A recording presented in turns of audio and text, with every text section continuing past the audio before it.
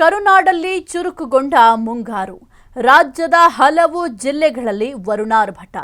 ರಾಜ್ಯಾದ್ಯಂತ ಭಾರೀ ಮಳೆಯ ಮುನ್ಸೂಚನೆ. ಕರುನಾಡಲ್ಲಿ ಚುರುಕುಗೊಂಡ ಮುಂಗಾರು.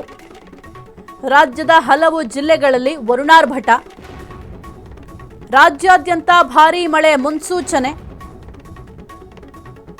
2 ದಿನ ರೆಡ್ ಅಲರ್ಟ್ ಘೋಷಿಸಿದ ಹವಾಮಾನ ಇಲಾಖೆ. ಬೆಂಗಳೂರು ಸೇರಿ 19 ಜಿಲ್ಲೆಗಳಲ್ಲಿ ಭಾರೀ ಮಳೆ ಮುನ್ಸೂಚನೆ. ಪ್ರವಾಸಿಗರು ಸಮುದ್ರಕ್ಕೆ ಇಳಿಯದಂತೆ ಮುನ್ಸೂಚನೆ.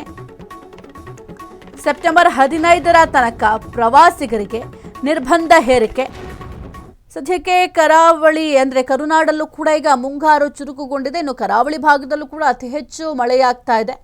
ರಾಜ್ಯದ ಹಲವು ಜಿಲ್ಲೆಗಳಲ್ಲಿ ಈಗ ವರುಣಾರ್ಭಟ ಹೆಚ್ಚಾಗಿದೆ. ರಾಜ್ಯಾದ್ಯಂತ ಭಾರೀ ಮಳೆಯ ಮುನ್ಸೂಚನೆ ಕೂಡ ನೀಡಲಾಗಿದೆ. ಇನ್ನು 2 ದಿನ ರೆಡ್ ಅಲರ್ಟ್ ಅನ್ನು ಕೂಡ ಈಗ ಹವಾಮಾನ ಇಲಾಖೆ ಘೋಷಣೆಯನ್ನ ಮಾಡಿದೆ. ಬೆಂಗಳೂರಲ್ಲೂ ಕೂಡ ಸಾಕಷ್ಟು ಮಳೆಯಾಗಲಿದೆ. ಇನ್ನು ಇತ್ತೀಚೆಗೆ ಗಾಳಿ ಸಹಿತ ಅಂದರೆ ಅದು ಕೂಡ ಬಿರುಗಾಳಿಯ ಸಹಿತ ಭಾರೀ ಮಳೆಯಾಗಿತ್ತು.